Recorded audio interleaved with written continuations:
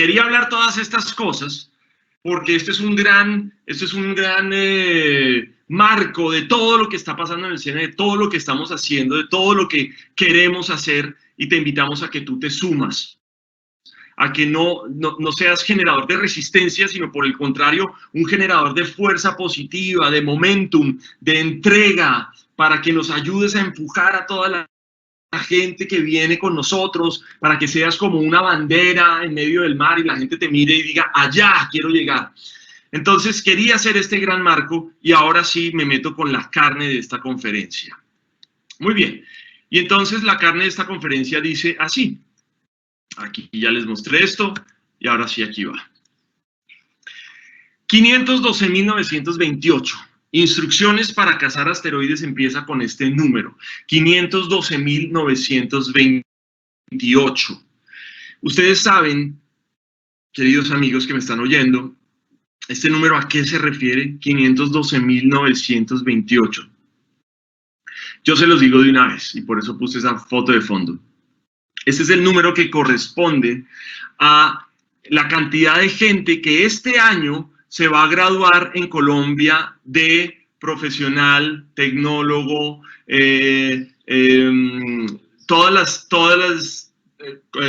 obviamente educación superior, no colegios, que se van a graduar en todas partes de Colombia, de todas las universidades, de todos los institutos, de todo esto. Este es el número de personas que se están graduando, que se van a graduar este año solamente. Y esta es una cifra que saqué hace como 3 años para una conferencia que me inventé en ese entonces, no la he actualizado. Pero hoy debe ser más grande. Pero imagínate que 513.000 personas se van a graduar este año de todo. Y aquí entonces hay un texto muy bacano que me encontré en una revista, en una entrevista que le hizo Pablo Londoño a gente alrededor del mundo. Y él decía que hay un billonario que se llama Elon Musk, que es el fundador de una empresa gringa que se llama Tesla, que hoy vale más. El domingo veía en una columna, decía que hoy esa empresa Tesla vale más que Toyota y que Volkswagen juntos. Imagínense, y esa empresa empezó en el 2010, o sea, tiene 10 años. Elon Musk, el billonario fundador de Tesla, sorprendió esta semana a una periodista que le preguntaba sobre las universidades de las cuales Tesla reclutaba.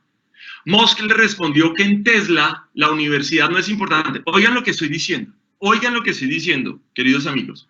Musk le respondió que en Tesla, en su empresa, la universidad no es importante. Tener grado universitario no es importante. Es más, tener grado de bachiller no es fundamental.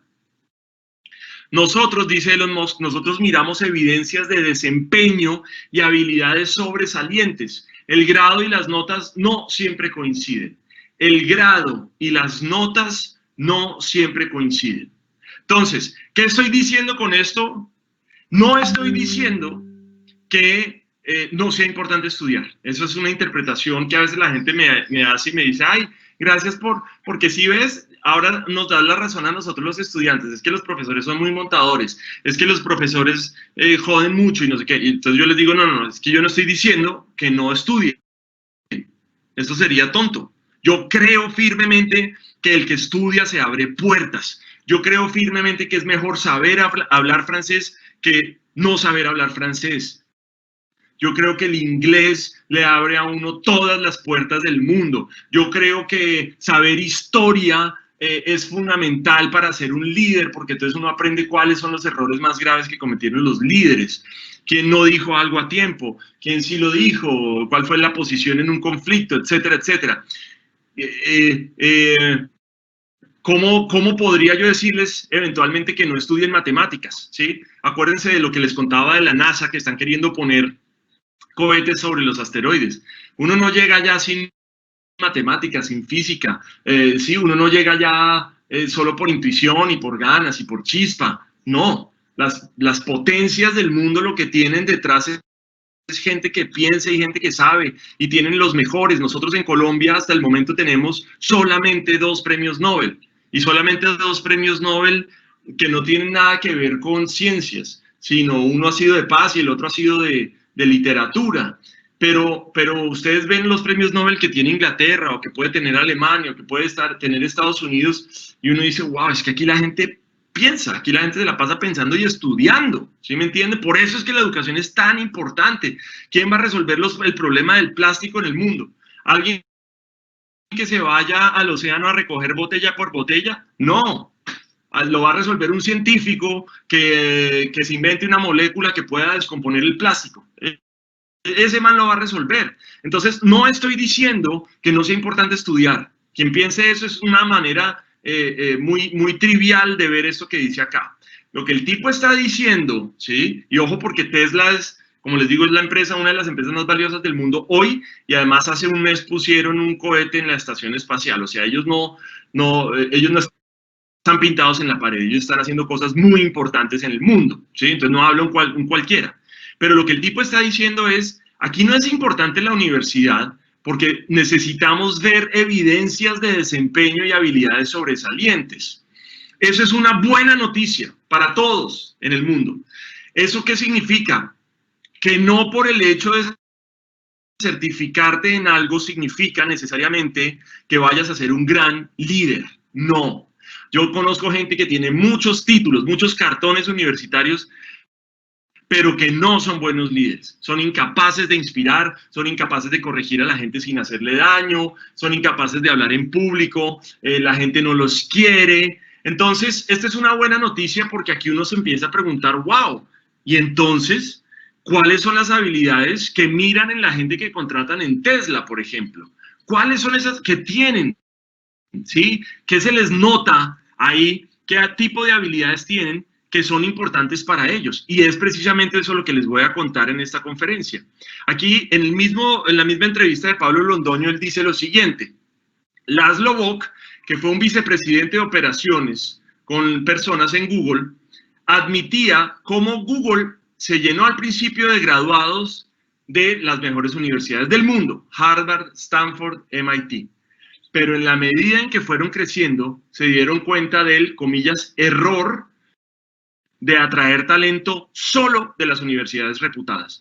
Google se alejó de su enfoque inicial de contratación, lo migró a política y llegó a tener el 14% de algunos equipos con personas que nunca habían ido a la universidad. Entonces, a veces uno dice, ¿de dónde vamos a sacar la mejor gente? No, pues de las mejores universidades. Y aquí está diciendo que en Google se dieron cuenta de que no.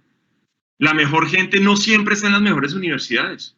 Quiero contarles, por ejemplo, la historia, no la historia, pero algunos pedazos de la historia del reggaetón, que es un fenómeno social muy interesante.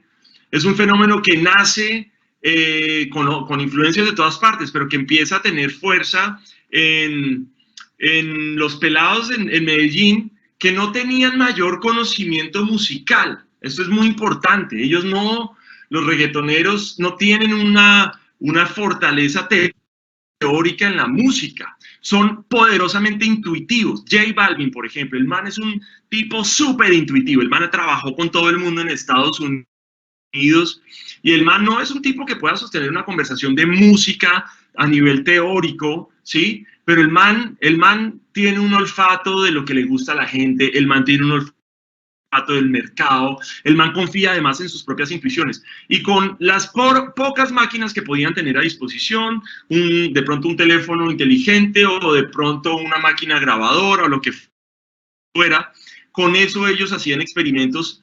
Y además hay algo en la historia de J Balvin, ese man siempre lo dice, y es que el tipo recorrió todos los colegios de Medellín cantando en cuanto bazar, fiesta, primera comunión, confirmación, lo invitaban a todo y el man siempre iba.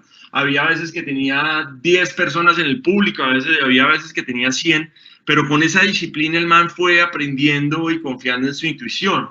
Y entonces, bueno, el mismo Maluma también es un ejemplo, ¿no? Maluma no es un tipo, no es un doctor en música, pero el man lo sabe, el man sabe cómo es la vaina, cómo es la vuelta.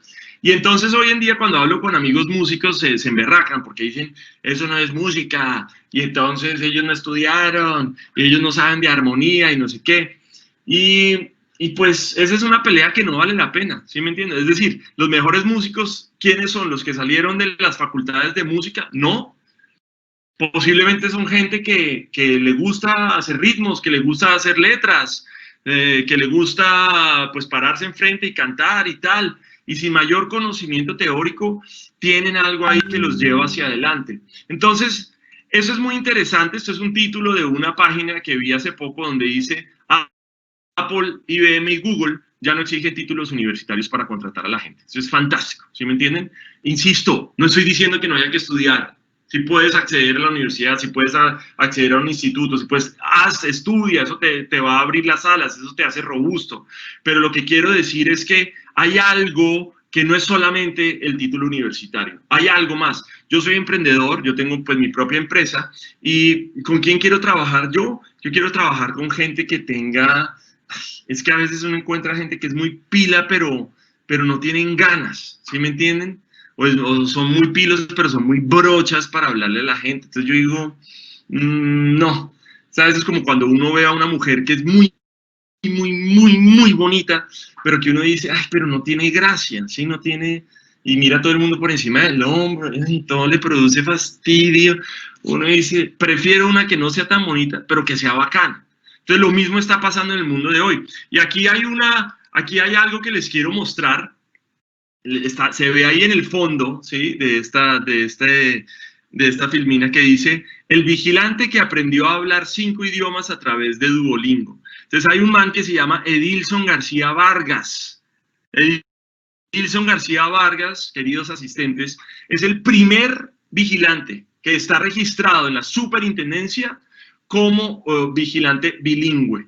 Pero este no es solamente que aprendió a hablar inglés, este man creo que aprendió a hablar inglés, francés y portugués, creo, no estoy seguro, pero sé que el man aprendió a hablar varios idiomas, y lo interesante es que aprendió a hablar varios idiomas de manera autodidacta. O sea, el man realmente, este tipo, ¿dónde está la fortaleza de lo que él hizo? Y es que él no se quedó quejándose, él no se quedó echándole la culpa a alguien, sino que en el tiempo libre que tenía, el tipo cogía el celular, bajó una aplicación, creo que es Duolingo, bueno, ahí lo dice en el periódico, y el tipo empezó a aprender a hablar idiomas hasta que lo logró, ¿sí me entienden? O sea, este man teóricamente tenía todo en contra.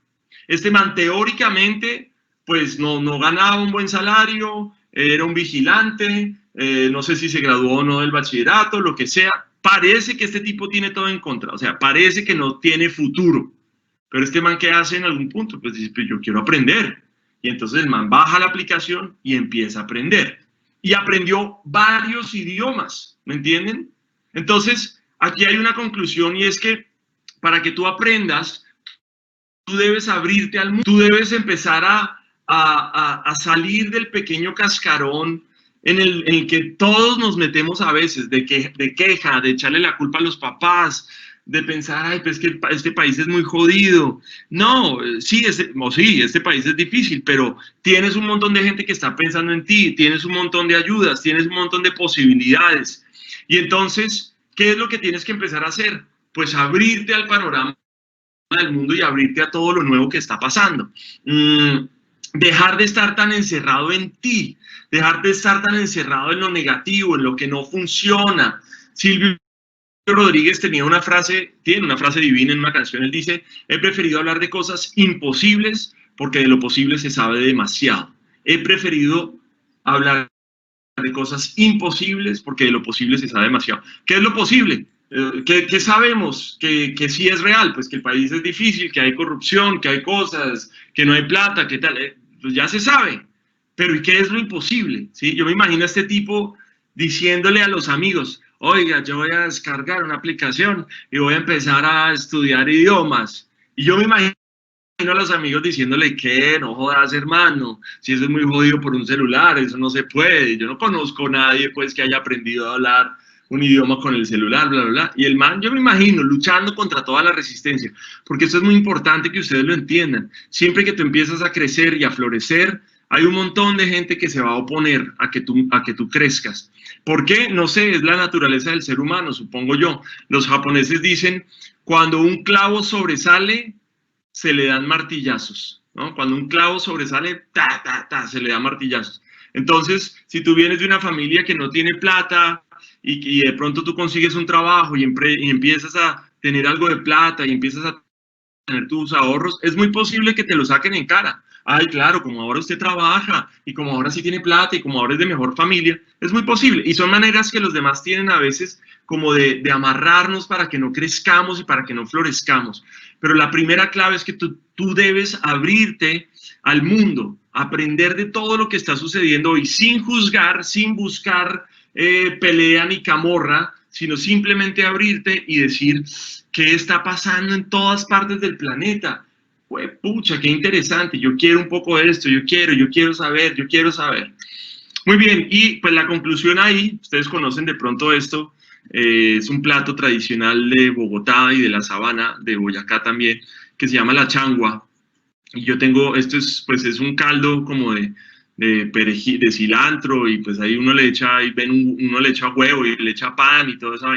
Y yo tengo un amigo que siempre dice que, él dice, a mí me gusta la changua, pero sin huevo, sin pan, sin cilantro y sin leche. Entonces, bueno, me gusta, es como un vaso de agua. Pero entonces la conclusión aquí es que el invento eres tú. Por eso el man me dice, a mí me gusta la changua, pero sin huevo y sin pan y sin leche. Bueno, pues es que cada uno se come la changua como se le da la gana. Y entonces, en ese sentido, el invento eres tú, ¿sí? ¿Cómo quieres que sea tu proceso de crecimiento? ¿Cómo quieres que sea tu proceso? Invéntatelo tú, aprovéchalo. ¿Quieres un poco más de esto? ¿Quieres menos de eso? No importa, el invento eres tú. Y entonces empieza a disfrutar lo fantástico que es que tú digas, yo soy mi propio invento. Yo quiero lograr esto. Esto es lo que yo en 5 años me veo así. Yo en 5 años quiero estar trabajando en tal parte. Yo quiero en 5 años haber logrado esto, haber viajado a tal parte. Invéntate tú porque tú eres tu propio invento. Y entonces voy a seguir hablando sobre estas habilidades. La primera, como les digo, es aprende y adáptate rápidamente. Tienes que aprender a esta velocidad. Aprende rápido, ¿sí? Si hay algo que usaste durante toda la vida y de repente ya no sirve, pues deséchalo, ¿sí? Y entonces adapta otras maneras de trabajar y otras maneras de ser en el mundo. Lo bacano con el país que tenemos es que cada vez más hay gente de todas partes del país, ¿no? Es como que nos vamos mezclando y entonces la gente de todas partes del país o de otros países incluso trae otras maneras de hacer las cosas, otras maneras de ver el mundo. Y entonces lo más inteligente aquí es adaptarte lo más rápidamente. Aquí hay un texto que dice lo siguiente: un estudio con gerentes de ventas confirma esto. Cuanto mayor es la agilidad de aprendizaje de un individuo, más promociones recibirá en un periodo de 10 años. ¿Sí? Cuanto más rápido aprendas tú, más rápido vas a recibir promociones en un periodo de 10 años. Este semestre ha sido muy interesante y difícil. Bueno, el semestre que acabó ayer, mentiras, que acabó en junio, enero, febrero, marzo, abril, mayo, junio. Sí, es junio. O sea, el semestre pasado fue muy interesante porque como tuvimos crisis, una crisis ni la berraca, que no solamente es en Colombia, sino en todas partes del mundo, todas las empresas tuvieron que inventarse. Me acuerdo que tuve la oportunidad de hablar con la directora de comunicaciones de Rappi. La entrevisté, fue como en abril, la entrevisté, no, como en mayo. O sea, llevamos 2 meses de la cuarentena. Y entonces yo le dije, bueno, cuéntame cómo ha sido la vaina de Rappi en estos meses, porque pues ustedes saben que Rappi entrega domicilios en las ciudades, y entonces, pues cuando la gente ya no puede salir de casa, ¿qué hace? ¿A qué recurre? Pues a pedir domicilios. Y entonces ella me decía, sí, tuvimos en 2 semanas, crecimos 3 veces. Ojo a esta cifra, en 2 semanas crecimos 3 veces. O sea que si ellos tenían, voy a poner una cifra X, si ellos tenían 10,000 repartidores, en 3 semanas, en 2 semanas tuvieron que triplicarse, o sea, tuvieron que pasar de 10,000 repartidores a 30,000. Imagínense lo que significa eso en términos de contratación de la gente, entrega de equipos, porque además no solamente le tenían que entregar el equipo, el maletín naranja, sino que además el tapabocas y los guantes y los protocolos de bioseguridad y no sé qué. Pero además imagínense pasar de, supongan, por día 10,000 personas que usan la aplicación de Rappi a 30.000 personas. Entonces se cae el sistema. Ustedes han oído de pronto muchas quejas de Rappi en los medios. Es que Rappi es el colmo, es que no entregan las cosas, es que tal. Tiene que ver con que tuvieron que crecer de 1 a 3 en solamente 2 semanas. Entonces, ¿qué pasa cuando uno tiene tanta adversidad? Que lo más importante es que uno empiece a crecer rápido y a adaptarse rápidamente. Yo me acuerdo que ella me decía, por ejemplo, que las reuniones ya no eran, te mando un correo y entonces tú a los 2 días me contestas. Y no, ya en la reunión estaba todo el mundo, estaba el presidente, estaba el director de finanzas, estaba el director de mercadeo. Decisión que se ponía sobre la mesa era decisión que ellos tenían que decir ahí mismo, sí, se aprueba, listo, y entonces ¿cuáles son las acciones? Tú haces esto, tú haces esto, tú haces esto, nos vemos mañana. Todas las empresas. La semana pasada trabajé con Oxxo, hice una conferencia para Oxxo hablando sobre resiliencia, y Oxxo me decía lo siguiente, ojo a esto, Oxxo me dijo que Oxxo es una empresa que pertenece a, pues que Coca-Cola tiene una relación. Y entonces Oxxo decía, mire, nosotros hicimos 3 escenarios cuando empezó la cuarentena. Hicimos uno optimista, hicimos uno moderado e hicimos uno paila, uno negativo. Hoy en día estamos 4 niveles por debajo del escenario negativo. O sea, todo en el primer semestre salió 100 veces más, 100 veces peor de lo que lo teníamos pensado. Todo, ¿sí? Entonces ustedes saben que ellos pues tienen tiendas por ahí en todas partes, cada rato abren una tienda nueva, no sé qué. Y entonces la gente pues no va a la tienda, no compra, no hace. Y entonces, ¿qué pasa? Que ellos tienen que empezar a decir miércoles, ¿cómo nos adaptamos a esta situación? ¿Cómo nos movemos rápidamente? Miren, aquí hay 2 tipos de personas siempre en la vida. Hay un tipo de persona que es el que se adapta y aprende fácilmente, y hay otro que es el que siempre está peleando contra algo o contra alguien. Acuérdense de esto, porque a ustedes les va a pasar, que ustedes ustedes a veces se van a descubrir frente a las nuevas decisiones o a las nuevas cosas que pasan en el mundo y en su sociedad y en su ciudad y en su pueblo y todo eso. Ustedes a veces se van a dar cuenta que van a estar del lado peleonero, porque es que uno se va allá fácilmente. Entonces, alguien llega y dice, oiga, ¿por qué mejor no hacemos esto? Y entonces tú, en vez de decir, pues sí, es mejor idea que la mía, ¿tú qué haces a veces? Tú dices, ¿pero por qué? Pero es que, no, señor, un momento, es que llevamos 4 meses tomando esta decisión. Y entonces te vuelves peleonero. Y entonces, cuando uno termina peleando contra las cosas, entonces uno deja de aprender rápidamente. Imagínense una empresa como Rappi diciendo, ay, pero maldita pandemia, pero ¿y por qué? Si no tuviéramos esta cuarentena, pero es que los chinos son el colmo, bla, bla, bla. Pues hombre, se les hubiera ido además toda la oportunidad de negocio. Rappi es una de las empresas que más se ha beneficiado con esta cuarentena, y no hubieran aprendido y no se hubieran adaptado de la misma manera, ¿sí?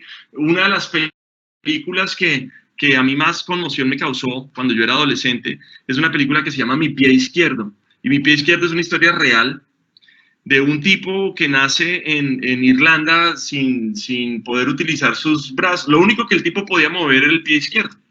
No podía usar nada más. Las manos no le servían, no le servía el pie derecho, no podía caminar. La familia lo tenía que bañar, lo tenía que alimentar, lo tenía que llevar de un lado para el otro. Pero el man resulta que aprende a pintar cuadros con su pie izquierdo. Y entonces el man se vuelve un artista muy famoso, muy importante, pintando con su pie izquierdo. Claro, y muestran todo el drama del tipo y todo el drama de la familia, pero finalmente el man, por ejemplo, mi pianista favorito es un man que se llama Michel Patitucci. Y entonces ese man, ¿por qué me gusta? No, lo confundí, no se llama Michel Patitucci, sí se llama Michel, pero es que se me está olvidando el nombre en este momento. Bueno, el man tuvo un problema congénito, el man no podía caminar, el man era así de grande. Y entonces el man lo tenían que cargar de una parte a la otra, ¿sí? Pero el man aprendió a tocar piano desde chiquito y fue uno de los pianistas más virtuosos. Por su misma condición murió muy joven, bueno, y además también le dio durísimo las drogas y todo eso. Entonces el man finalmente murió. Pero el man era increíble porque uno lo veía, tocaba como un genio. Se levantaba a todas las mujeres, a todas se las levantaba. El man estuvo casado como 3 veces. Entonces, como que a veces la dificultad lo que hace es que desarrolla en ti una capacidad de aprendizaje y de crecimiento que a veces es difícil encontrar en gente que tiene todas las comodidades o gente que ha contado con otros recursos. Entonces, aquí recuerden siempre, cuando lleguen las cosas de la vida, no se pongan a pelear, ni contra su historia, ni contra sus condiciones, no peleen contra eso. Más bien, aprendan y adáptense rápidamente. Aprendan de todo lo que está sucediendo y adáptense y voten ideas y creen soluciones. Aquí está nuestro querido Edilson García Vargas, que me cae muy bien ese man. Segunda cosa que les quiero decir frente a qué habilidades pueden ustedes desarrollar hoy para manejarse con mucha agilidad. Ustedes tienen que aprender a gestionar su tiempo con inteligencia. Ustedes tienen que aprender a gestionar su tiempo con inteligencia. ¿Por qué soy enfático en esto? Miren, hay un gran enemigo de tu creatividad y te voy a decir cuál es. Es la abundancia. Cuando yo pongo la palabra abundancia, la gente piensa necesariamente en plata, pero no. Resulta que a veces uno no tiene plata, pero uno tiene mucho tiempo, por ejemplo. ¿Sí? Entonces uno ve a la gente que tiene mucho tiempo, a veces desperdiciándolo. Porque entonces le gastan 4 horas al día en Facebook. Le gastan 4 horas al día viendo videos o viendo chistes pendejos, memes. 4 horas al día, por ejemplo. Entonces ustedes dicen, tener 4 horas al día, ¿qué puede hacer uno con el recurso más importante? No es el billete. Eso es una mentira. Claro, es necesario porque mi papá siempre decía, cuando el hambre entra por la puerta, el amor sale por la ventana. Y eso es absolutamente cierto. Cuando el hambre entra por la puerta, el amor sale por la ventana. ¿Sí? O sea, uno no puede pensar con la barriga vacía, eso es muy jodido. Y entonces a veces decirle a la gente que no tiene recursos, bueno, pero piensa positivo, a veces eso es jodido. Pero lo que les quiero decir, atención, es que una vez lo básico está cubierto, el recurso más importante es el tiempo, por muchas razones. Primero, porque tú no sabes cuándo te vas a ir de este planeta, no tienes ni idea. El problema de ser joven es que uno piensa que uno tiene todo por delante y que uno nunca se va a morir. Mi abuelo decía esa frase, mi abuelo decía, si los jóvenes supieran y los viejos pudieran. ¿Cuál es el tema de nosotros los que ya somos viejos? O estamos en camino hacia allá. Pues hombre, que ya no tenemos la misma fuerza física, que ya no nos recuperamos con la misma rapidez, que ya tenemos canas, que ya se nos arruga la piel, etcétera, etcétera. Pero entonces ve uno a veces ya en otra orilla de la vida, más adelante, uno a veces ve a los jóvenes de 11 años, 13 años, 17 años, ¿no? Gastando su juventud, drogándose en pendejadas, en una clase y entonces escapan clase porque les da mamera, y entonces se burlan del profesor y el profesor pone una tarea y no hacen la tarea, ¿no? Entonces el profesor les pone a que se lean el Quijote de la Mancha, pero entonces ellos no se leen el Quijote de la Mancha, sino el resumen de 2 páginas, le hacen trampa en el examen al profesor, como si el profesor fuera bobo, y entonces uno ve desde esta orilla a los jóvenes y uno dice, pucha, estos manes no tienen ni idea que están desperdiciando su recurso más importante, que es el tiempo. Tú, cuando tienes tiempo, puedes hacer lo que quieras. Y aquí hay algo muy importante y por qué les decía que la disciplina es más importante que el talento. Hay un libro que habla sobre eso. Se hacen muchos experimentos para demostrar cómo la disciplina va a ser más impactante que el talento. Hay un experimento muy famoso que se llama el experimento del masmelo, y es que ellos ponían un masmelo, ponían dulces ahí en un salón lleno de niños, y les decían, niños, ustedes no pueden coger estos dulces hasta que nosotros volvamos. Sí, señora, ¿no? Algunos hacían, sí, bueno, está bien, pero observaban a los niños a través de cámaras. Esos son experimentos de psicología social, a ver cómo reaccionan los pelados y tal. Y resulta que hay niños pues que claramente dicen, sí señora, pero esperan y se dan cuenta que nadie los está mirando, entonces se acercan y se comen los dulces. Pero descubren que hay unos niños que le hacen caso a la profesora y entonces ellos no se comen los dulces y esperan. Y entonces cuando entra la profesora les dice, bueno, ahora sí se pueden comer los dulces. Entonces los niños llegan y se comen los dulces y los masmelos y todo eso. Y se dan cuenta con el paso del tiempo de que los niños que no se comieron los masmelos desarrollaron unas habilidades muy importantes de aguante, de resiliencia, de madurez emocional, de poderle decir no a cosas como las drogas o cosas como los chanchullos o como robar o lo que sea, como que esos niños demostraron una capacidad. Y lo que argumenta ese libro, por ejemplo, también, es que si un profesional en algo, un profesional en el tenis, un profesional en el golf, un profesional en el fútbol, un profesional en la guitarra, que son profesionales y que son de nivel superior, ojo a este dato, invirtieron 10.000 horas, ojo a este dato, invirtieron 10.000 horas, 10.000 horas en su formación profesional.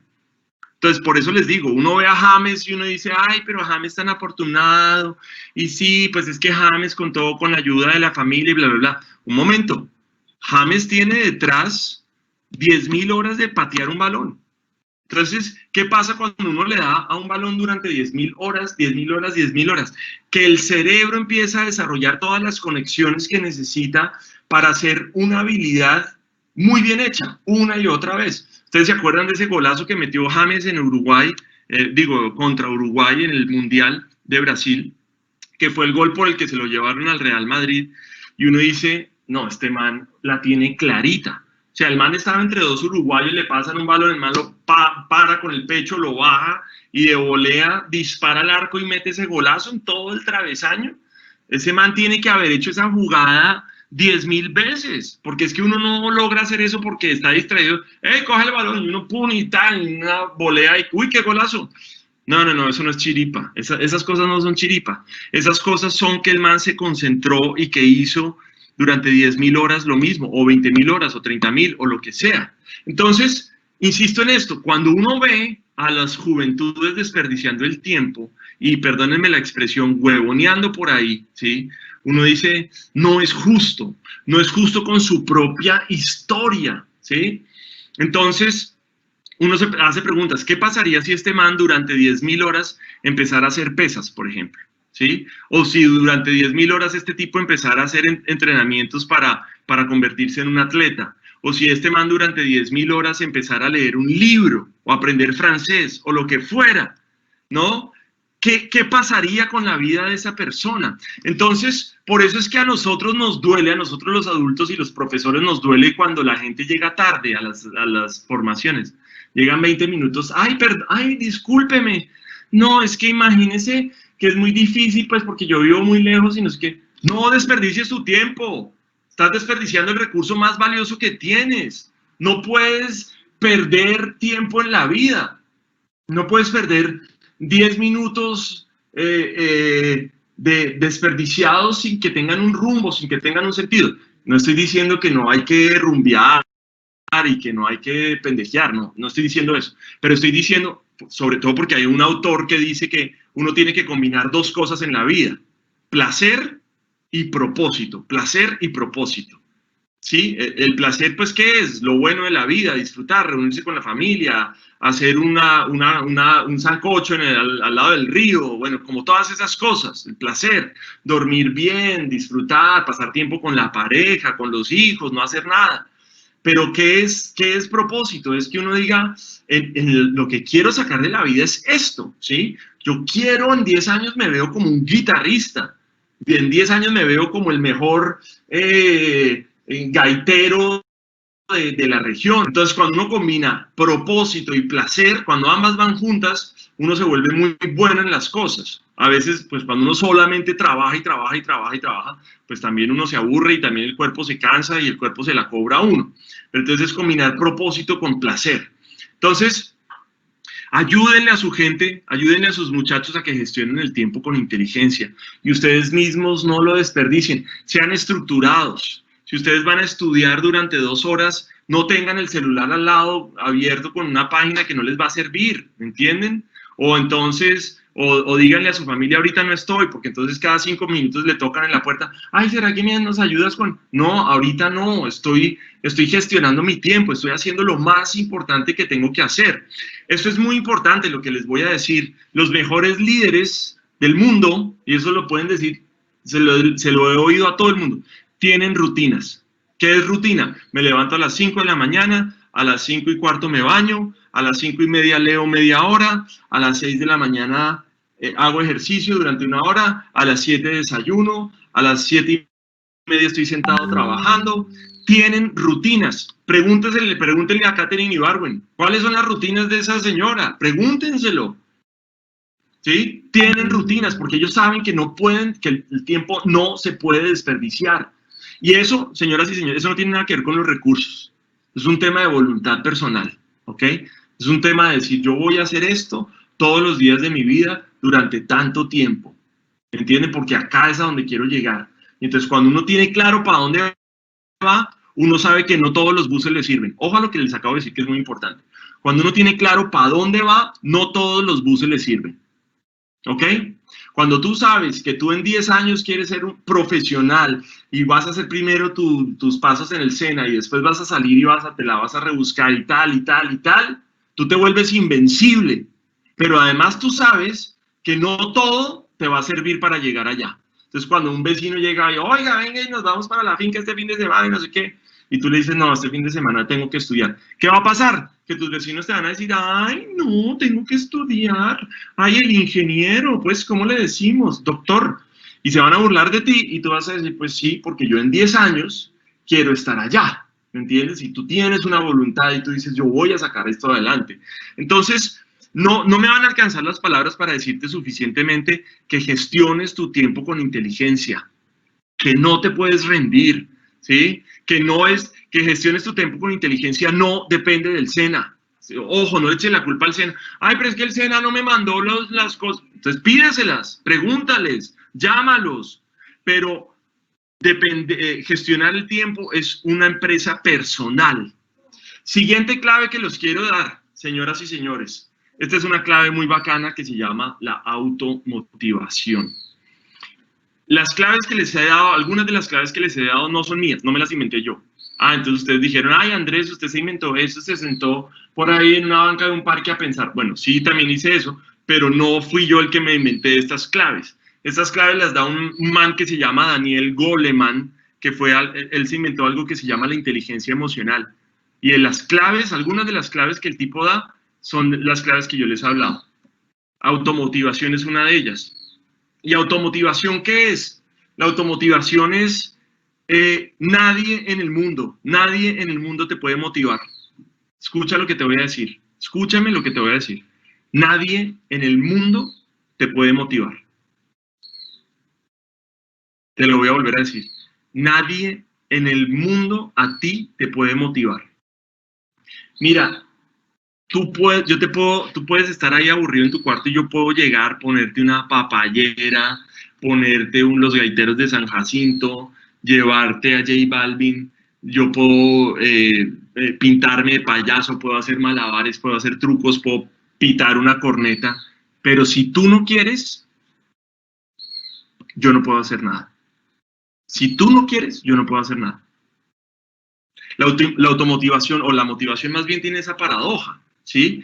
Que a veces uno dice, ay, pero es que si a mí me dieran más lo que sea. Y entonces uno dice, si eso fuera cierto, entonces yo estaría más motivado. No, cuando la motivación viene por las cosas que suceden afuera y los estímulos externos, es una motivación pobre. Ojo, no estoy diciendo que no sean importantes un montón de cosas. Es importante, como les decía, es importante tener un nivel mínimo de ingresos, pues, para garantizar la comida, las cosas básicas. Es difícil pensar con la barriga llena. Es importante, no sé, tener la libertad de salir, tener la libertad de ir a caminar. Es normal, eso es lo que hace parte de la vida. Pero de ahí para adelante la motivación es exclusivamente tuya. Hay una historia que a mí me encanta y es que hay una señora viendo a un pianista, ¿sí? En un restaurante. Entonces el pianista está ahí tocando y es un berraco y el man toca piezas de Mozart, toca piezas de Bach, de Beethoven, hace de todo con el piano. Y la señora lo miraba así, enamorada, y suspiraba. Entonces cuando el tipo termina, ella se le acerca y le dice, ay, yo daría cualquier cosa por tocar como usted. Yo daría cualquier cosa por tocar como usted. Y el man se queda mirándole y le dice, no, no señora, yo sé que usted no daría cualquier cosa por tocar como yo. Y ella le dice, ay, pero ¿cómo se le ocurre, estúpido? Claro que sí, yo daría cualquier cosa por tocar como usted. Y el man le dice, no.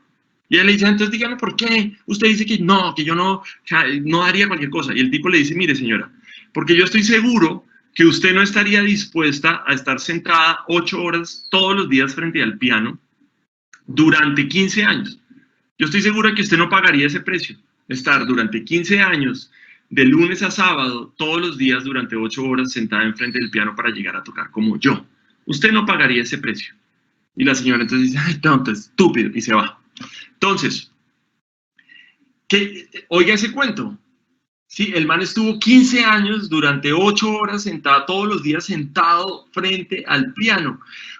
¿Qué se necesita para estar motivado en ese caso? Se necesitan muchas cosas. Primero se necesita saber tú para dónde vas, qué quieres lograr en la vida. Yo tuve la oportunidad de entrevistar, yo entrevisto mucha gente en lo que hago, y una de las personas que yo entrevisté una vez en una entrevista así con 5 músicos en vivo, había como 400 personas en el escenario, en el auditorio, fue una entrevista chéverísima. Entrevisté a un man que se llama, a él le dicen Chico, se llama Francisco.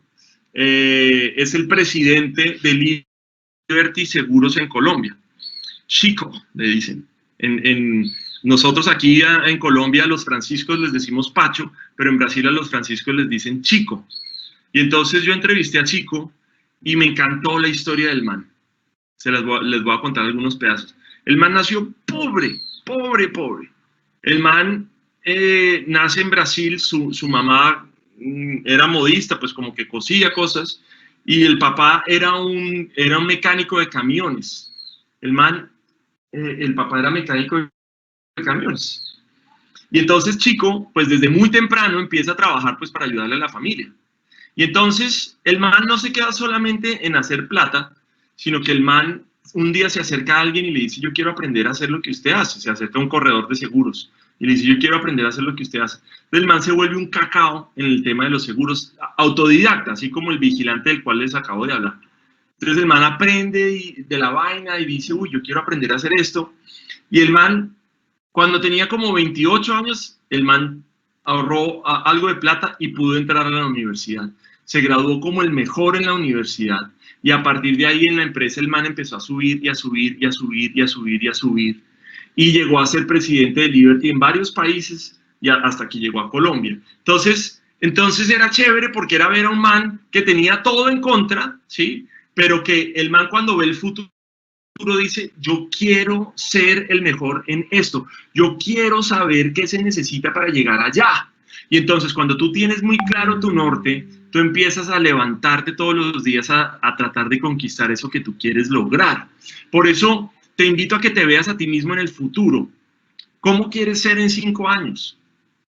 En 10 años, ¿en dónde quieres estar viviendo? ¿Quieres estar en el mismo lugar en el que estás en este momento? Que también se vale, ¿no? También vale que tú digas, no, yo quiero tener una casa aquí. Ah, listo. Pero ¿cómo te ves? ¿Quieres tener un carro? ¿Cómo quieres que sea ese carro? Míralo, imagínatelo, ¿de qué color? ¿Cuántos puestos? ¿Sí? ¿Quieres estar en una relación o no quieres estar en una relación? ¿Quieres tener hijos o no quieres tener hijos? Pero nadie te puede impedir que tú sueñes con el futuro. Nadie. Nadie te puede impedir que tú quieras cosas, ¿sí? Y que quieras un mejor futuro. Nadie te puede impedir eso. Yo no sé si ustedes se vieron la película de Rocky, el boxeador. A mí la película número 1 de él me encanta porque el man era pobre, ¿no? Y entonces todos los días se levantaba como a las 4 de la mañana y apenas el man se levantaba, sacaba en un vaso vacío, echaba como 4 huevos, así, sin nada, los rompía y los echaba ahí, y el man cogía eso y se lo tomaba todo de un sorbo. Yo no sería capaz de hacer eso, pero el man se tomaba los 4 huevos de un sorbo, y entonces el man se ponía su ropa vieja y salía a trotar todas las mañanas, ¿sí? Estaba lloviendo, estaba haciendo nieve, lo que sea, y el man salía y dele, y dele, y dele, hasta que logra quedarse con el título mundial. Claro, es una película, pero yo creo que historias así como las que les acabo de contar de Chico, hay un montón, y aquí les quiero contar algo que es muy chévere. Ustedes, pues que saben de historia y todo eso, ustedes se acuerdan en la Segunda Guerra Mundial, los nazis, el Partido Nacional Socialista en Alemania, empieza a meter a los judíos, los empieza a matar y los empieza a meter en los campos de concentración. La cosa más horrorosa del mundo. Los seres humanos somos curiosos porque podemos crear las cosas más extraordinarias y también podemos hacer las cosas más horrorosas. Y ambas naturalezas están en ti. Acuérdate de eso. ¿Sí? Para los que piensan que solo son buenos, no.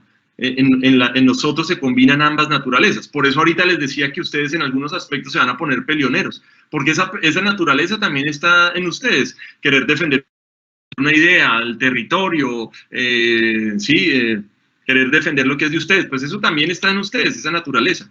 Pero entonces los nazis empiezan a meter a los judíos en los campos de concentración, y hay un judío muy famoso que se llama Viktor Frankl.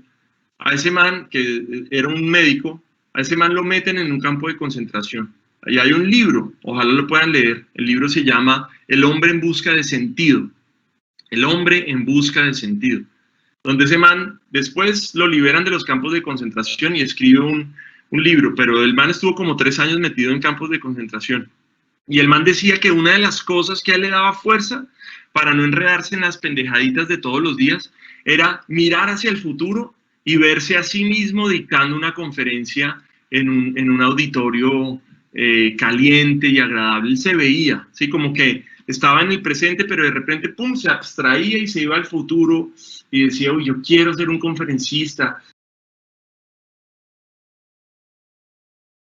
yo quiero que mis ideas recorran el mundo, yo quiero hacer esto, yo quiero publicar libros. Y entonces todas esas cosas le daban a él fuerza para arrastrarlo hacia el futuro. Entonces, ¿qué te sirve para tu automotivación? Pon anclas en el futuro, vete hacia adelante. ¡Tum! ¿Cómo quiero ser yo?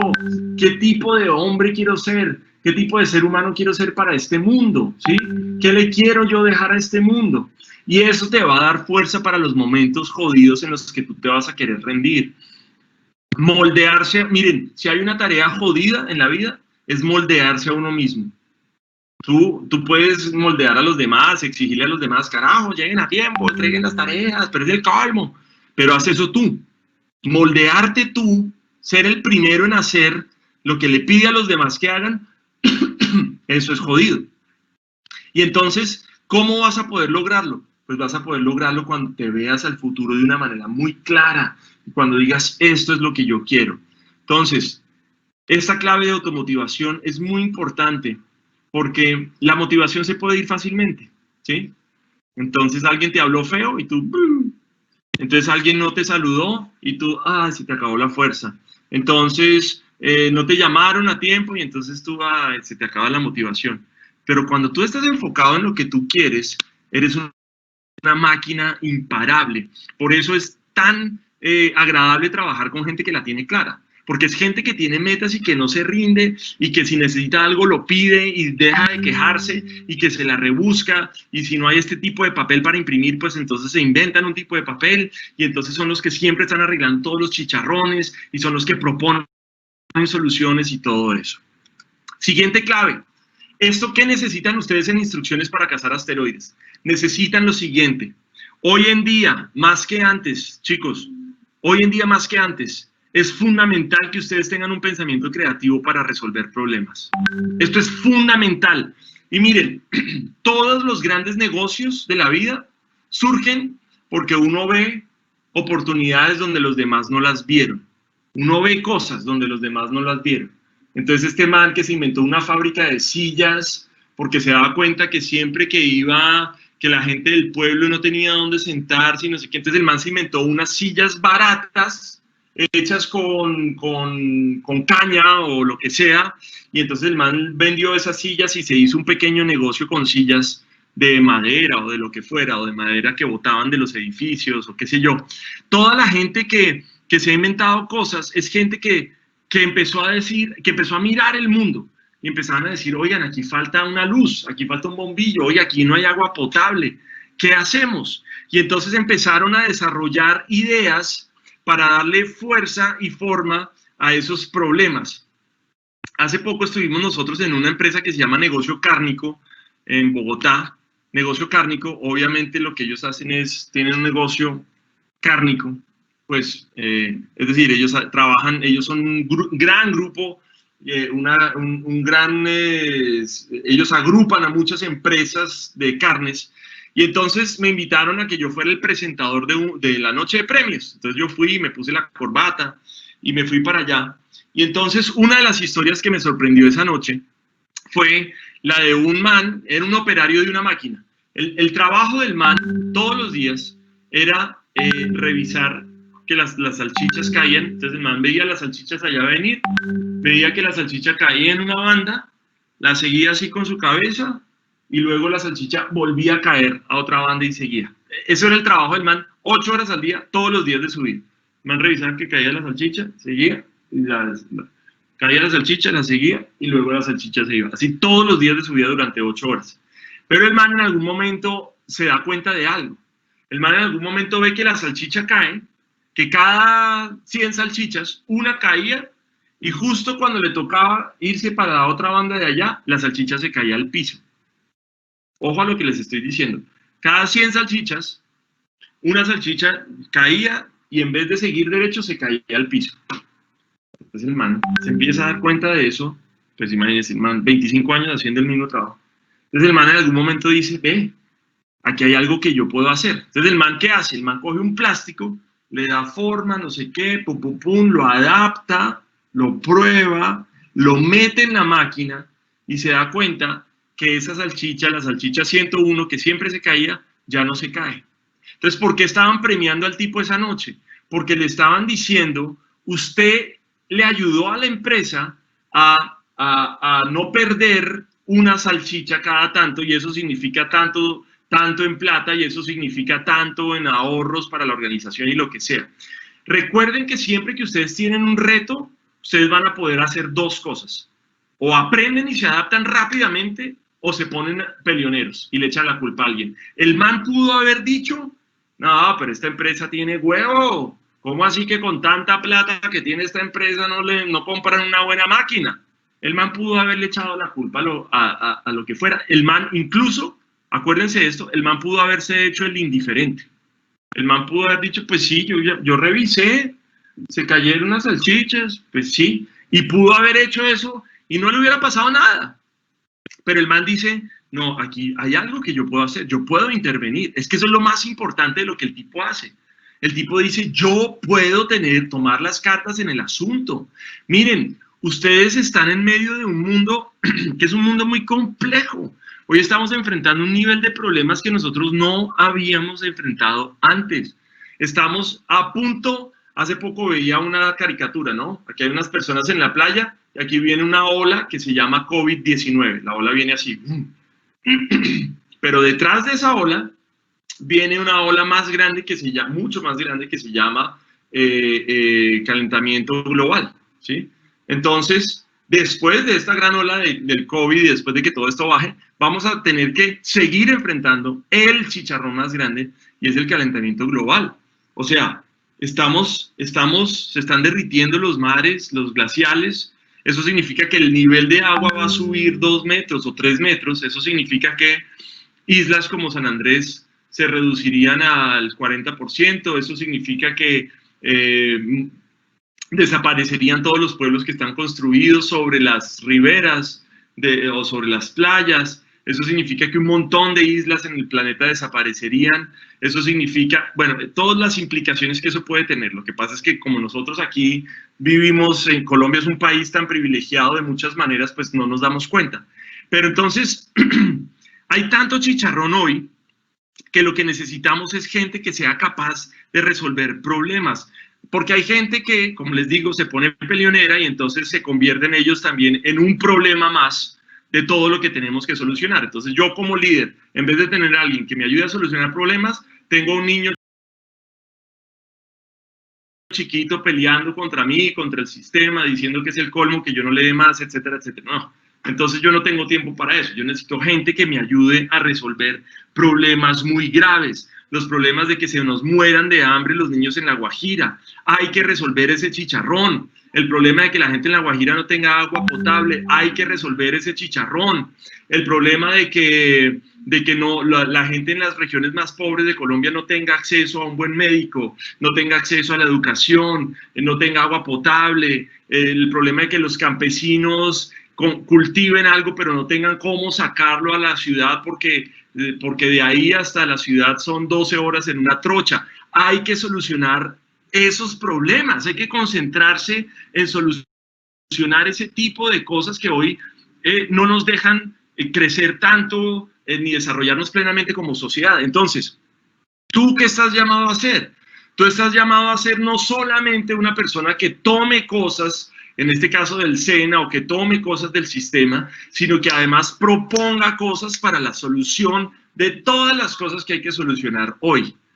No estamos ya en una época donde podemos quedarnos esperando a que nos den. No, necesitamos hoy pedirle a la gente que nos ayude a resolver problemas en todo sentido. Lo bacano es que cuando tú te enfocas en resolver los problemas, tú te pones muy creativo y tú empiezas a ver el mundo con otros ojos, porque en todo empiezas a ver una oportunidad. En todo tú empiezas a decir, oiga, aquí la gente necesita lavarse las manos, pero no hay un... ¿Qué tal si recolectamos agua lluvia y nos creamos un filtro? Entonces tú no sabes cómo hacer un filtro, pero entonces le preguntas a un profesor del SENA, o entonces te metes en internet y dices cómo crear un filtro de agua lluvia y tal, y resulta que entonces la gente a partir de ese momento en el edificio del SENA tiene un lugar para lavarse las manos con agua reciclada y con vinagre, que sirve como desinfectante, y eso te lo inventaste tú. Entonces, dime si tú empiezas a solucionar problemas, dime en cuánto aumenta tu propio valor. Las empresas te van a querer rapar. Miren, estaba viendo lo de James en Europa, que el Real Madrid lo compró por 80 millones de euros, y como están enchicharronados con James, ahora lo quieren vender barato, a 10 millones de euros. Barato, ¿no? A 10 millones de euros o algo así. Y entonces, lo mismo pasa con nosotros. Nosotros también subimos de valor o bajamos de valor. Nosotros también, tú también. Tú tienes un valor de nómina, por así decirlo. Como un jugador de fútbol, o como un jugador de tenis, o como Katherine Ibargüen, o como Mariana Pajón, o lo que sea. Tenemos un valor. Y el valor nuestro, ¿en dónde está? En la capacidad de agregarle valor a nuestra estación de trabajo. Hace como 4 años entrevisté a un vicepresidente en Ecopetrol, de una vicepresidencia que se había creado, una vicepresidencia nueva, y el tipo me decía, mire, yo tengo 200 personas en este momento a mi cargo, pero de esas personas yo podría hoy terminar el contrato de 100 personas. Lo que pasa es que no lo puedo hacer por temas estatales y tal, pero yo fácilmente podría terminar el contrato de estas 100 personas. Y entonces, y yo le preguntaba, pero ¿y por qué? Y el man me decía, pues porque los manes no le aportan valor. O sea, los manes lo único que quieren es recibir beneficios. Recibir el beneficio de la salud, recibir el salario, recibir el beneficio del carro, de no sé qué. Pero los manes no aportan, ¿sí? O sea, los manes hacen las 4 tareas que usted les pone, se las pone. Pero no aportan, no entregan lo que tienen que hacer. No, ¿me entienden? Todo el tiempo están peleando, pero no están solucionando los problemas tan graves que tenemos. Y entonces, en donde tú estés, tú no estás llamado a ser un inventor, no es lo que quiero decir, pero a lo que estás llamado es que en tu pequeña estación de trabajo, en tu pequeño lugar, hay tantas vainas que tú puedes resolver que, hombre, hazlas, ¿sí? Hazlas y conviértete en un solucionador de problemas. Yo me acuerdo cuando yo iba a los retiros espirituales y todo eso, que siempre que nos le acercábamos a los líderes, en mi época yo les decía, oiga, es que tengo un problema, es que imagínense que no hay agua caliente en mi baño. Y entonces el man siempre me decía, tráigame 2 soluciones. Y yo, pero es que le estoy diciendo que no hay agua caliente en mi baño. Y el man me decía, tráigame 2 soluciones. Entonces al principio era frustrante porque yo quería que esa persona me solucionara a mí los chicharrones. Y yo le decía, pero es que tengo un problema. Y el man siempre me decía, tráigame 2 soluciones. Entonces era chévere porque a medida que pasaba el tiempo, cada vez que pensábamos en un problema o identificábamos un problema, yo ya no decía, ay, voy a ir en el cura a preguntarle cuál es a pedirle que me solucione la cosa, sino que yo decía, ¿yo cómo puedo empezar a solucionar esto? Entonces lo bacano es que uno termina aprendiendo de electricidad, de calentadores, de gas, de cómo calienta un panel solar, etcétera, etcétera, pero uno se vuelve muy ágil y la mente se te va volviendo muy ágil. Entonces, conviértete en un pensador creativo y resuelve chicharrones. Le debía haber puesto chicharrones en vez de problemas. Pero bueno, siguiente. Necesitamos que ustedes, señoras y señores, se conviertan en unos agentes del pensamiento crítico. ¿Qué es pensamiento crítico? El pensamiento crítico es cuando ustedes empiezan a decir, a ver, de toda la información que me llega, ¿qué es verdad?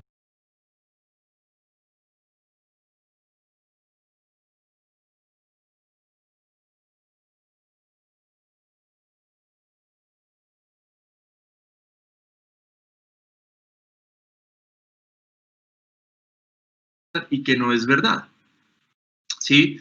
Porque entonces estamos en un país donde todavía, escuchen esta estupidez que les voy a decir, todavía la gente se sigue matando por el color de la camiseta de su equipo de fútbol, ¿me entienden? Entonces, que mi equipo de fútbol es azul, entonces yo soy de otra ciudad, tengo una camiseta roja, y entonces cuando yo salgo del estadio, me están esperando 50 personas para pelear conmigo. Y entonces sacan un cuchillo. Y uno dice, pero, un momento, es que ¿acaso ser joven es sinónimo de ser tonto? ¿Acaso ser joven es sinónimo de no tener criterio? Espérate un momentico, piensa críticamente. Primero, esto es fútbol. Esto es un juego competitivo. Entonces piensa eso, esto es fútbol, ¿sí? ¿Te vas a matar por el fútbol? ¿En serio puede ser tu vida tan barata como para que ese sea el motivo por el que tú entras en conflicto? No, no puede ser. No puede ser. Metámosle pensamiento crítico, ¿sí? Pensamiento crítico, ¿qué es? ¿Tú por qué eres hincha de ese equipo? Porque tú un día hiciste un análisis y te metiste a internet y sopesaste todo, o porque te lo heredó tu familia y entonces tú como un borrego terminaste haciendo lo mismo que tu familia. Entonces, lo interesante del pensamiento crítico es que tú empiezas a ver la vida de una manera mucho más moderada y mucho más real, porque tú ya no estás. Entonces, supongamos que alguien se te acerca un día y te dice, ay, el SENA tiene huevo, porque es que el SENA es el colmo, porque no sé qué. El pensamiento crítico, ¿qué hace? Que tú seas capaz de decir, primero de no repetir.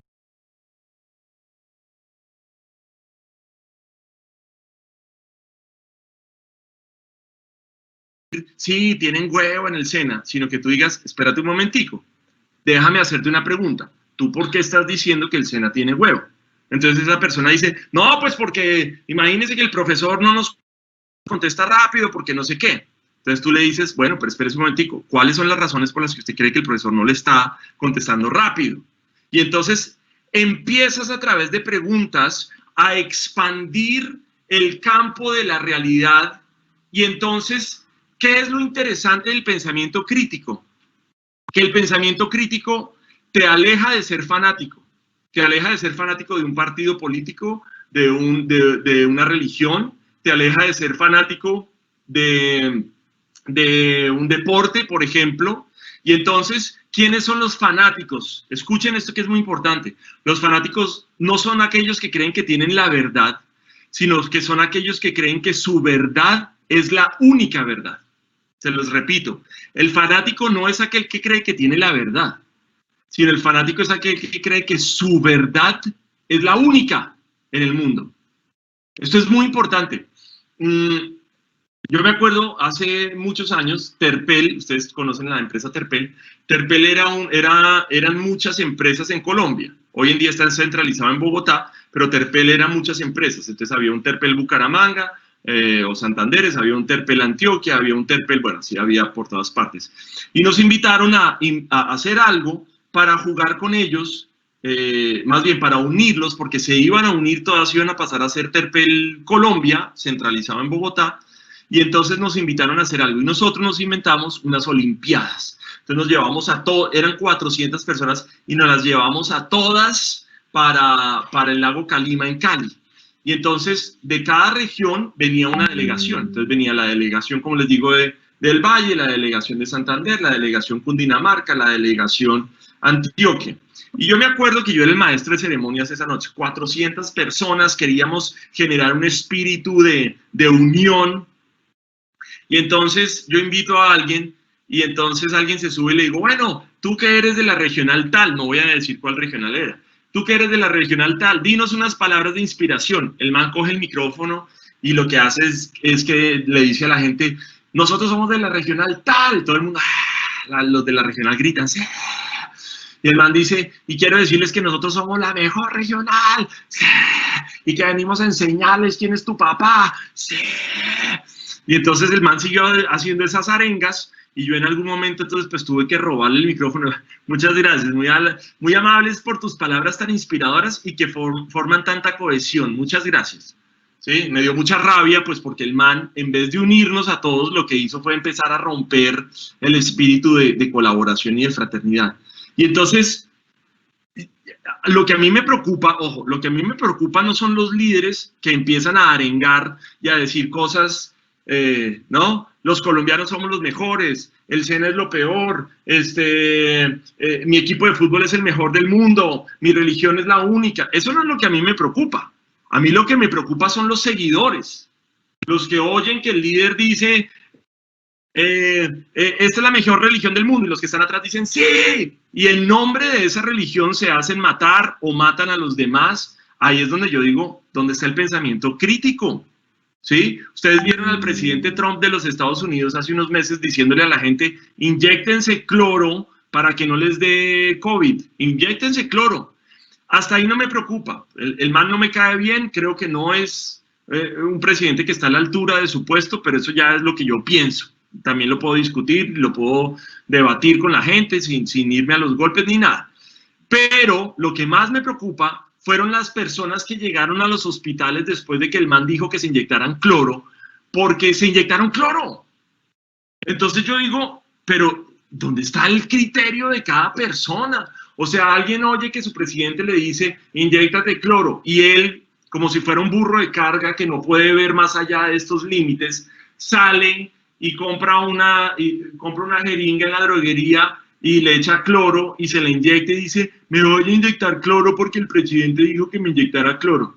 Pero espérese un momentico, métase a internet, pregúntele a un médico, pregúntele a un biólogo, use el sentido común. Es que ni siquiera se trata de que haya hecho 20 años en la universidad. O sea, usted se va a inyectar cloro, el sentido común ni siquiera le dice, hey, un momento. Entonces, eso que les estoy diciendo es muy importante porque nosotros a veces nos quedamos en lo primero que vemos de una persona y la vemos y decimos de entrada, me cayó mal. Pero espérese un momento, dude de usted mismo. El pensamiento crítico tiene que ver con dudar de usted mismo, ¿sí? La gente, yo soy bogotano y yo sé porque yo viajo mucho a las regiones, la gente en las regiones critica a Bogotá, es que Bogotá es la peor ciudad del mundo. Ojo a eso, Bogotá es la peor ciudad del mundo. ¿Por qué? Otra cosa es que usted diga, a mí no me gusta el frío de Bogotá. Eso ya es otra cosa. Pero que usted diga Bogotá es la peor ciudad del mundo, es como si yo dijera, por ejemplo, los costeños son perezosos. No, eso no es cierto. Eso no es cierto. Puede que haya, pero también los hay en Bogotá, también los va a haber en Santander, también los va a haber en el Valle, también los va a haber en la Amazonía, en los llanos, en todas partes. Entonces, yo no puedo andar por ahí, ¿sí?, con unas frases cortas y miopes, haciéndole daño a los demás, apalancado en verdades absolutas, que yo ni siquiera dialogue. Entonces, ¿por qué les estoy diciendo que el pensamiento crítico es fundamental? Ustedes hoy, en este mundo que estamos creando, van a trabajar con gente de todas partes del mundo. Ustedes van a trabajar con venezolanos, con chilenos, los que son de Antioquia van a terminar trabajando con gente de los llanos orientales, los que son de los llanos van a terminar trabajando con ecuatorianos, van a terminar trabajando con mujeres, con hombres, con gays, con travestis, con transexuales, con la gran manifestación de diversidad del ser humano. Entonces, ¿uno qué tiene que hacer? Uno no puede andar con verdades absolutas, porque si yo voy a trabajar a Barranquilla con el pensamiento de que los costeños son perezosos, pues me jodo, porque entonces primero los voy a tratar mal, porque yo me voy a sentir superior moralmente a ellos. Segundo, cada vez que vea a uno de ellos sentado por ahí voy a decir, ve, yo le dije, los costeños son perezosos. Y tercero, no es cierto. Los costeños también trabajan mucho, construyen sus ciudades, tienen otras maneras de hacer, pero ellos, pues, son seres humanos que trabajan normal como cualquier otra persona.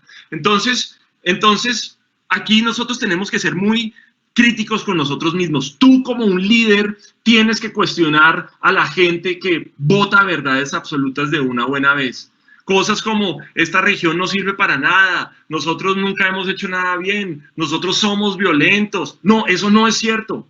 Puede que tengamos una historia de violencia, pero eso no significa que así seamos los colombianos. No es cierto.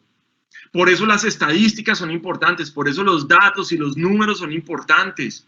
Entonces es importante aquí, queridos participantes, que ustedes sean muy honestos con ustedes, que ustedes tengan la posibilidad de dialogar con el mundo.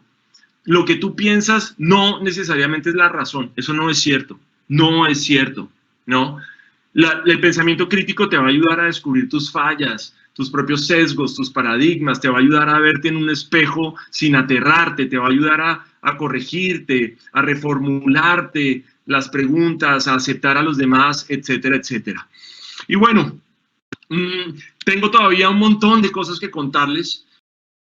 Sé que vamos cerrando, me quedan unos 10 minutos aproximadamente, entonces les voy a contar estas cosas últimas para ir descendiendo en nuestra conferencia. Entonces, se los insinuaba en la vez pasada, ustedes tienen que aprender a respetar y aprovechar la diversidad. La gente de este nuevo milenio tiene que aprender a trabajar con gente de todas partes del mundo, de todas las orientaciones sexuales, de todos los credos religiosos, y entendiendo una sola cosa, y es que tú no eres mejor que nadie y nadie es mejor que tú. Si tú eres católico, eso no significa que tú seas mejor que un evangélico. Si tú eres un evangélico, eso no significa que tú seas mejor o que tengas más razón que un testigo de Jehová. Si tú eres ateo, no significa que entonces los que creen sean brutos. No, no, no. Precisamente lo más rico de la vida, aquí yo estoy en Cali y mi hermana vive en un apartamento en el 4º piso y aquí estamos como al lado de un bosque y precisamente lo hermoso de esta vista es que todos los árboles tienen tamaños distintos, tienen flores distintas, incluso no hay un árbol que tenga un verde igualito al otro. Todos los verdes son distintos, tienen alturas distintas, en cada árbol se posan aves distintas, ¿me entienden?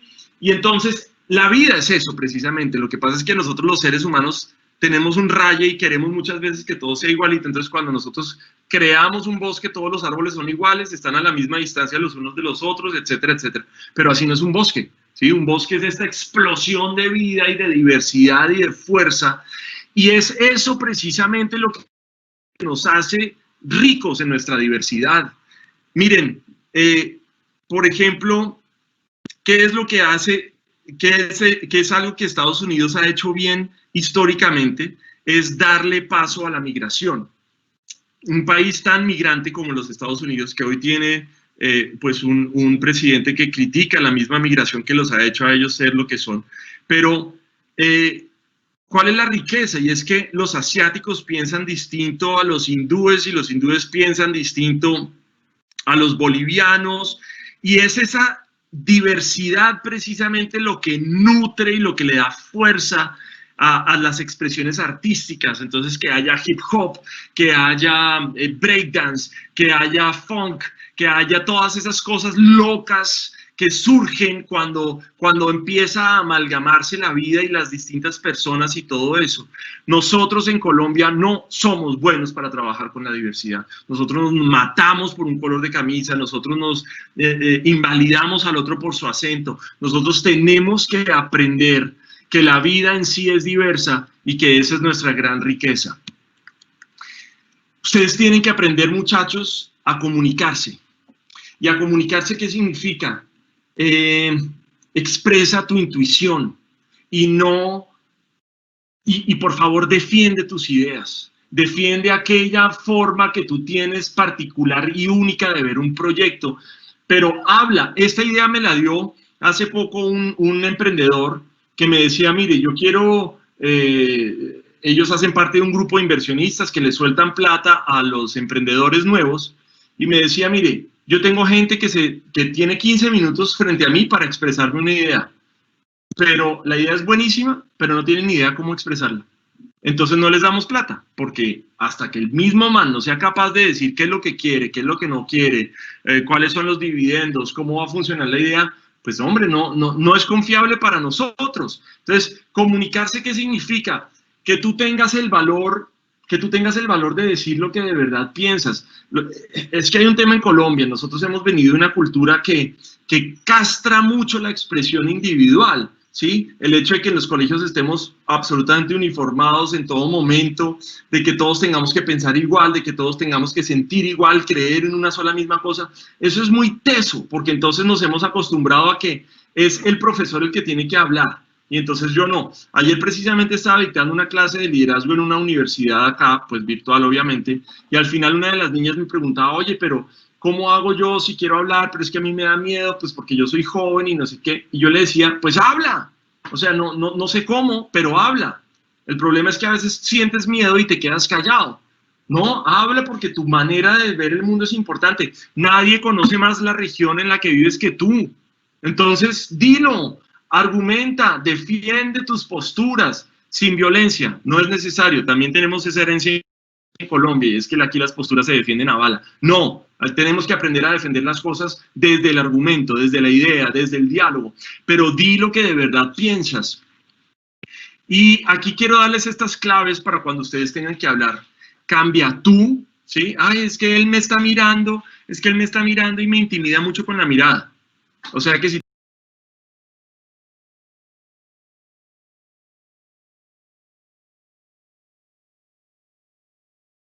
enfrente que te está mirando así, entonces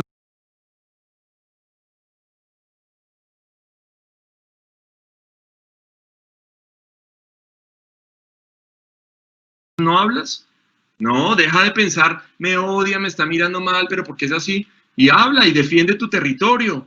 Si tienes algo que decir, dilo, pon tu límite, ten autoritatividad, es decir, no seas ni autoritario ni permisivo, estás en la mitad. Mira a los ojos a las personas cuando hables, retroalimenta a la persona sin dañarla, porque a veces creemos que decirle algo a una persona, uno tiene que ser fuerte y uno no se debe dejar, ¿sí? Ve lento, no todo el mundo va a tu mismo ritmo. Enfócate y habla con compasión. Siguiente clave, apropiate y sé humilde. Y aquí les quiero leer, les quiero compartir algo que es, apropiarse es que las cosas te duelan, ¿sí? Que las cosas sean tuyas. Por ejemplo, yo, como les digo, yo soy empresario y a mí me duele a veces cuando la gente se va en la tarde y no apagan los bombillos. Y yo digo, pero, o sea, ¿a nadie le importa que un bombillo se quede ahí prendido durante 12 horas hasta mañana? ¿A nadie le duele? Apropiarse la capacidad que tú tienes de coger algo con las manos, como en esa figura, y decir, esto es mío. Pero ser humilde también es la capacidad que tú tienes de decir, yo no sé todo. Y cuando tú no sabes todo, tú empiezas a preguntar y te vuelves como un niño curioso. ¿Y por qué? ¿Y por qué? ¿Y por qué? ¿Y por qué? ¿Y por qué? Los que han tenido la oportunidad de compartir con niños de 4, 5, 6 años,